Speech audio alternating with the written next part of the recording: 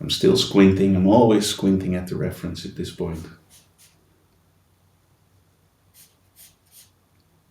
And I don't even have to be very exact as long as I make it consistent with the drawing, with the rest of the body, and of course clarify the shape. Often we actually talk about the design of the shadow, so it's part doing what you see from the reference, but it's also part thinking about how to clarify the shape, the form, the figure, and whether that means you have to simplify or sometimes maybe even add detail to the shadow. In this little area of the calf muscle catching light, and basically we get something like this. Always incorporate a cast shadow, especially when you see one, but sometimes even when you don't see one. Try to incorporate it. Think about the light direction and what that would mean for the shadow. And especially this cast shadow can be quite or applied quite loosely.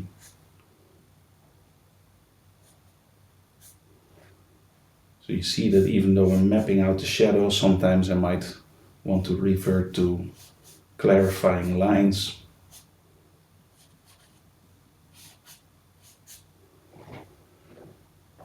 And here we have a nicely mapped out shadow, a little shape on the hand, getting smaller when we get to the wrist, diving underneath, and almost no shadow on this lower arm right here. So now we can just block in the shadow. So we lay the pencil to its side. I have to file it down a little bit. Let's find some sandpaper.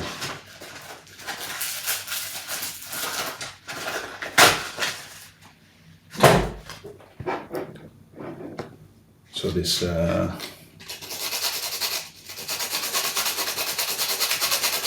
bullet shape, very needle-like bullet shape point is important now because it really means we can lay the pencil quite flat and we can quickly lay in bold strokes of value. Think about being careful, being accurate, but at the same time not being too stifled. It's just an initial lay-in, and I'm just hatching in a directional stroke that is comfortable to me. And you see that I can very quickly, almost like having a broad marker, lay in this value. I'm not being too careful. I'm pressing quite well, I would say, about medium pressure, not too light.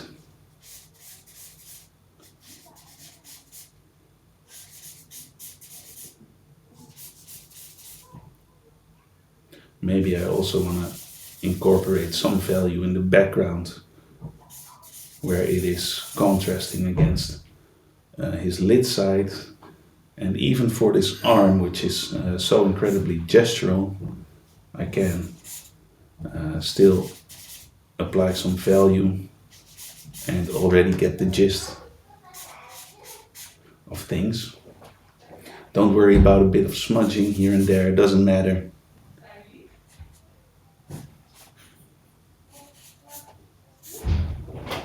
And take some distance, take a careful look.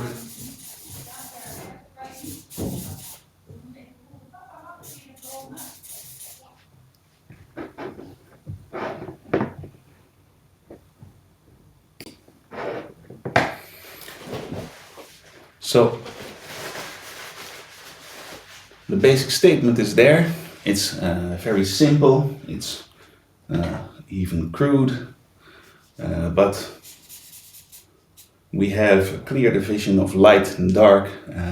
We have enough to start refining and sometimes redefining the figure. Let's not forget this hand. And let's go back to the reference. Maybe I want to indicate some part of this stick.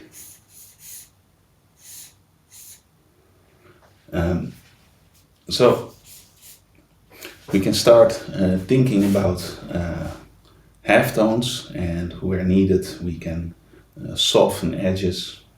We also want to feel this. So around the leg, for example, we see a smoother transition, and so what we want to do is wrap around the leg and pulling the pastel from the dark into the light. Also around the torso, notice that I'm thinking about which direction to drag the pastel in. And always important to do this with a clean, dry hand. And yes, we're gonna overshoot and smudge and get a bit of a dirty overall sketch, but that is easy to clean up and crispen. Maybe smudge out the background a little bit. Look at this transition from leg into hip, and how we go around, or how we have to drag it from bottom to top. Even the cast shadow, especially where it's further away from the person casting the shadow, we can definitely smudge it, soften the edges. And you see that I'm quite loose and carefree. In a sense, I'm carefree. Still cleaning my finger every once in a while.